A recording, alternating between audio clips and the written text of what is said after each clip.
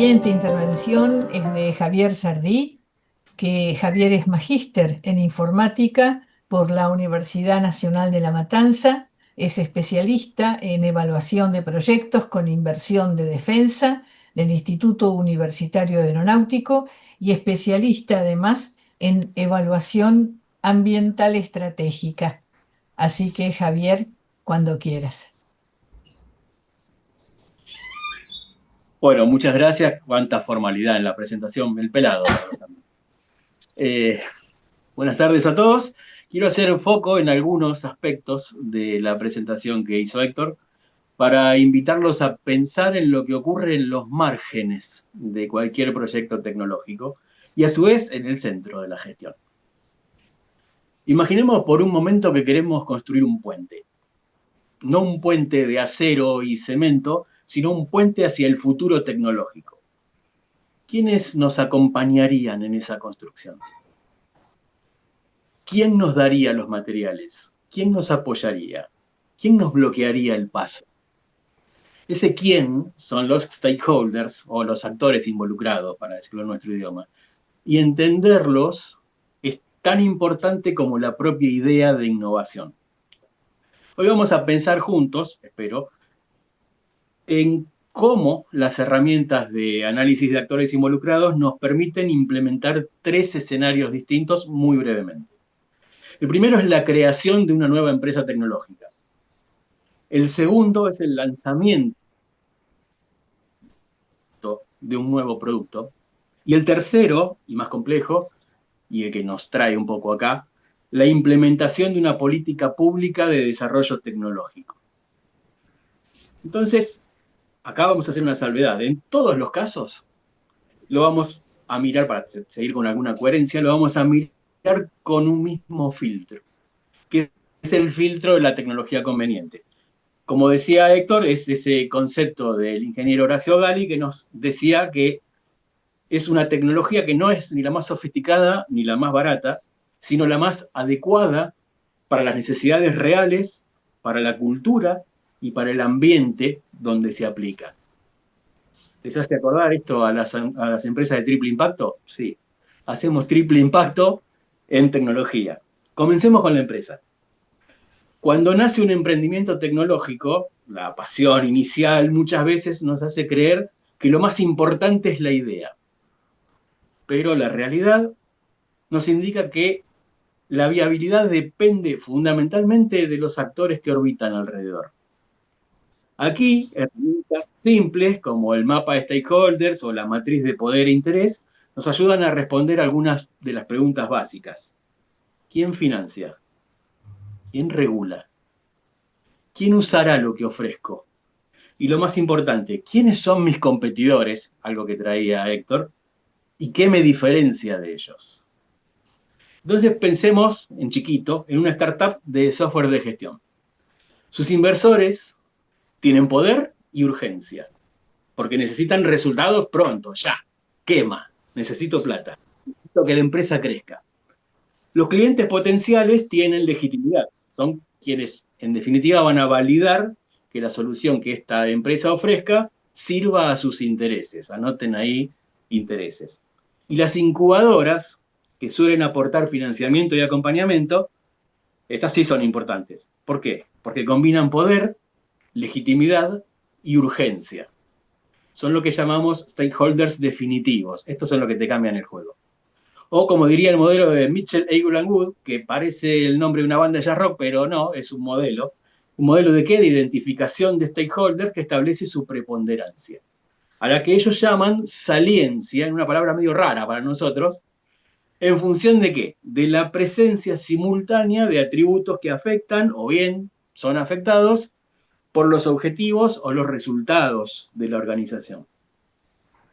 Desde el enfoque de la tecnología conveniente, la empresa debe diseñarse como parte del ecosistema local, adoptando tecnología alineada con las capacidades regionales, con los recursos humanos y con las necesidades del entorno productivo. Después, si quieren, al final charlamos sobre un ejemplo muy interesante que planteaba Adao Villaverde este sábado pasado. Si desde el inicio incorporamos la mirada de la tecnología conveniente, nos vamos a preguntar, ¿este software responde a las necesidades reales de las pymes locales? ¿Está adaptado a su capacidad de uso y a sus recursos? Si la respuesta es sí, entonces estamos construyendo un puente sólido. Ahora pasemos al lanzamiento del producto. La empresa se empezó a establecer, empieza a caminar y empieza a jugar el juego de la innovación. Supongamos un dispositivo IoT para hogares inteligentes. Para los que les guste la domótica y la automatización, vamos a hablar de eso un cachito. La innovación siempre es atractiva en este aspecto y tiene el poder de llamar a esos usuarios que están siempre dispuestos a ser el primero en adquirir la novedad. Pero la pregunta vuelve a ser, ¿quiénes son los actores clave en ese juego? Aquí, entonces, entra en juego otra herramienta, lo que los gringos le llaman el Customer Journey Map. Qué lindo que suena. En criollo es el mapa de recorrido del cliente, que es una representación visual de la experiencia de un cliente a medida que interactúa con la empresa y no solo analiza al usuario o cliente, sino también a todos los que juegan alrededor. ¿Se acuerdan que decíamos que teníamos que mirar la gente que orbita alrededor de una empresa? ¿Y quiénes son esos que orbitan alrededor? Los distribuidores, los técnicos de instalación, los reguladores de telecomunicaciones, etcétera. ¿Y para qué lo hacemos a esto? Para entender al potencial cliente, para identificar puntos débiles en el producto o en la empresa, para optimizar procesos de fabricación o de distribución, para mejorar productos o servicios y para, en definitiva, fidelizar a esos clientes. ¿Qué pasará si el cliente es ciudadano? Eso lo hablamos después. Porque venir, hablando de clientes, pueden venir todos. El desafío es hacer que regresen. Me puse marketinero, perdón. Desde el enfoque de la técnica es fácil entenderlo. Desde la tecnología conveniente se busca la apropiación social de la tecnología. ¿Qué será esto? Bueno, acá vamos a tener que incorporar experiencias de usuarios, de técnicos locales, asegurar pertinencia, sostenibilidad y algo que se habló mucho, sobre todo en nuestro ambiente informático, la reducción de brechas, la brecha digital. Veamos un ejemplo. Las agencias regulatorias tienen poder, tienen legitimidad y tienen urgencia. Si tienen las tres, ¿qué eran? Eran stakeholders definitivos. Sin sus licencias, el producto no llega al mercado. Los clientes tempranos, de los que hablábamos hace un ratito, esos usuarios entusiastas que son los primeros en la fila para adquirir el último grito de la moda tecnológica, aportan legitimidad y urgencia, pero carecen de poder. Porque no son una institución, son actores expectantes. Las comunidades preocupadas por la privacidad quizás tengan solo legitimidad y urgencia, con poco poder. Con poco poder hasta que un hackeo de la lista de usuarios de la app que controla a ese gadget domótico te abre las puertas de la casa. Y acá tenemos un problema, porque el gadget de moda se convierte en el vector de una crisis mediática que eleva la importancia de estas comunidades preocupadas por la privacidad. Y yo también estaría preocupado. Entonces la clave está en integrar la visión de tecnología conveniente también acá. No alcanza con que el dispositivo funcione. Debe además ser accesible, respetar la privacidad de los usuarios y adaptarse a las condiciones económicas de quienes lo comprarán. Solo así pasamos de un gadget de moda a una solución necesaria para un problema existente e irresuelto. El tercer sería lo ideal, ¿no? Que el problema sigue resuelto, porque podemos ofrecer otra alternativa a un problema ya resuelto por otro, y ahí jugamos solo a nivel de competencia. El tercer escenario, decía, es el más complejo. Tomemos como ejemplo una política pública para el desarrollo tecnológico, como podría ser un programa nacional de energía atómica que requiera el desarrollo de la minería de uranio en la meseta chubutense. ¿Le suena de estos días? A mí sí, porque vivo en Chubut. Nos vuelve loco el tema. Aquí, el análisis de actores escala en dificultad. Ya no hablamos solo de usuarios y de clientes, sino de ministerios, de empresas, de universidades, de ONGs, de organismos internacionales, de comunidades locales.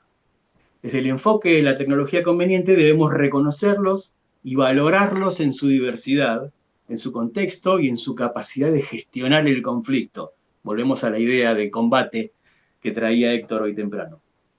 En este nivel, herramientas como el análisis de redes de actores nos muestran no solo quién tiene poder, sino cómo circula la información y cómo se tejen las alianzas y los conflictos.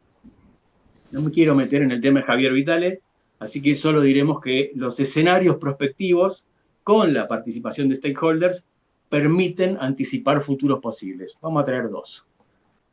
¿Qué pasa si los precios Y futuros internacionales cambian? convenientes. ¿Eh? Y futuros ¿Cómo? convenientes. Futuros Claro, los convenientes. futuros más o menos convenientes. ¿Qué pasa si los precios internacionales cambian? Pregunta a resolver. Y la más apropiada para traer las palabras del argot a este conflicto que estamos planteando es qué ocurre si la comunidad rechaza el proyecto, apelando al cumplimiento de la ley 5001. No sé si todos la conocen, fue sancionada en 2003, es una ley provincial de Chubut, que prohibió la minería metalífera a cielo abierto y el uso de cianuro en los procesos de producción. Estaba más orientada a la parte de la explotación del oro en la zona donde yo vivo, en la cordillera entre Esquel y Trevelin. Buscando proteger ¿qué cosa? El ambiente y los recursos hídricos de la provincia del Chubut. Si lo llevamos al tema del uranio, el uranio se explotaría en la meseta.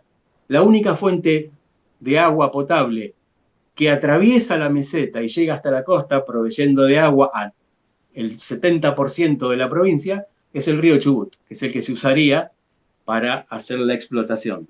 Esa es la raíz del conflicto. Entonces acá el proyecto indudablemente enfrenta desafíos que escapan y superan ampliamente al simple dominio de la técnica.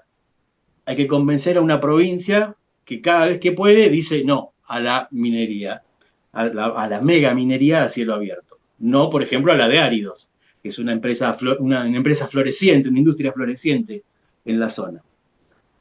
¿Por qué? Porque el impacto ambiental es poco o nulo.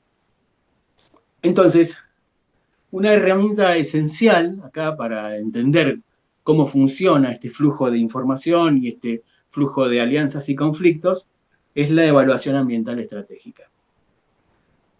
¿Por qué? Porque nos obliga a mirar los aspectos sociales, los económicos y los ambientales.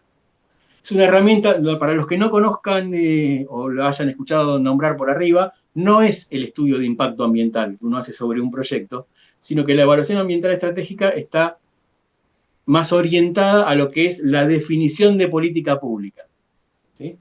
Y para hacer la definición de política pública, y uno casi siempre va a tener que en algún punto trabajar sobre el reordenamiento territorial, la herramienta de análisis y diagnóstico es la evaluación ambiental estratégica porque toca los tres puntos más importantes: el económico, el ambiental y el social. Entonces, vamos a volver sobre el tema. La herramienta esencial, decía, es la evaluación ambiental estratégica, porque nos obliga a mirar estos tres aspectos antes que la política se implemente. Está llevándolo al terreno de los proyectos en tiempo de formulación, antes que el proyecto se conforme. Incorpora a los actores que a veces se consideran periféricos, como las ONGs ambientales y las comunidades locales, ¿no? Que quizás antes tenían solo legitimidad, pero ahora ganan más poder. ¿Por qué? Porque en este caso que estamos analizando, la Ley Nacional del Ambiente, que jurídicamente define al ambiente como un bien social tutelado, les da voz formal a todos los actores sociales en el proceso de toma de decisiones de una política pública que potencialmente puede afectar al ambiente. Su saliencia entonces aumenta, la de estos grupos. Y con ello cambia o puede cambiar el rumbo de la política. Vos podés tener todo el paquete atado con los socios tecnológicos, podés tener el paquete atado con el financiamiento internacional, podés tener el acuerdo de todos los diputados y senadores, pero si la gente se te para y te dice que no, y vas a tener que salir a negociar, y a ver cómo haces para torcer esa voluntad y llevar el proyecto adelante. La mirada de la tecnología conveniente en este contexto es aún más decisiva. No se trata de importar la tecnología de moda, sino de priorizar aquellas tecnologías que puedan sostenerse socialmente, que no destruyan los ecosistemas, que generen empleo local y que mejoren la calidad de vida de las personas. Si comparamos los tres escenarios, hay una evolución. En la empresa el análisis es bastante simple a nivel de actores, casi diríamos de supervivencia. ¿Quién me financia? ¿Quién me compra? ¿Quién me regula? ¿Y con quién compito? Ya no tengo más que preguntarme a grandes rasgos. En el producto el análisis se complejiza un poco, porque no basta con producir, ni con producir más rápido, ni con producir más barato. Hay que garantizar experiencia al usuario, confianza y cumplimiento normativo. El tercero de los escenarios, el de la política pública, requiere un análisis sistémico con herramientas sistémicas. Entran en juego múltiples intereses, como los marcos normativos, los niveles de gobierno, las escalas de tiempo, las ideas e intereses de la sociedad civil, siempre encontradas, porque tenemos actores de distintos tipos y pelajes con intereses de distintos tipos y pelajes. En todos los casos, la idea de saliencia nos va a ayudar a priorizar. ¿A priorizar qué? Quienes combinan poder, legitimidad y urgencia, lo que llamábamos los actores definitivos, son estos a los que no podemos ignorar y son los que nos van a torcer, en definitiva, el destino de esa negociación en la que estamos inmersos a la hora de intentar poner en marcha esa política pública. Al final del día, analizar involucrados no es un trámite, es una forma de escuchar. Y escuchar es lo que permite que la innovación tecnológica no quede en un laboratorio, sino que se transforme en valor social.